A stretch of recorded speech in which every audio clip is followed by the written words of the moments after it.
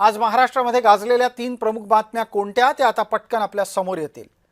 महाराष्ट्रामध्ये आज आणि त्याचबरोबर जगभरामध्ये शिवजयंती साजरी होत असतानाच काँग्रेसचे खासदार असलेल्या शाहू महाराजांना मात्र टिपूचं कौतुक करावंसं वाटतंय। खासदार शाहू महाराज यांनी टिपू शिवरायांचा आदर्श घेऊन काम करत होता असं एक अत्यंत खळबळजनक वक्तव्य केलंय।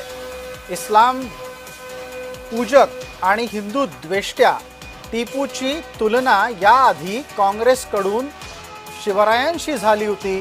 त्याचा वाद शमतो न शमतो तोच शाहू महाराजांनी केलेलं हे वक्तव्य वादाचं नवं कारण ठरलंय।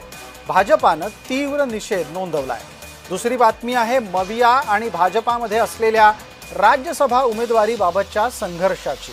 इथे शरद पवार मैदानात उतरले तर ठाकरेंना विधान परिषद मिळणार नाही असं सांगितल्यावर आदित्य ठाकरेंची चिडचिड झाली आहे। दुसऱ्या बाजूला राज्यसभेत जायला संधी मिळावी म्हणून भारतीय जनता पार्टीतले अनेक नेते देवपाण्यात घालून बसले।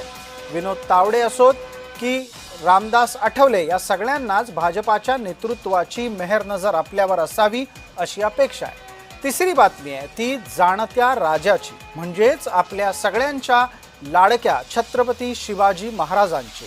आज इंग्रजी कालगणनेनुसार म्हणजेच तारखेनं महाराजांची जयंती आहे। या निमित्तानं संपूर्ण जगभरामध्ये महाराजांचा कौतुक सोहळा होतो आहे।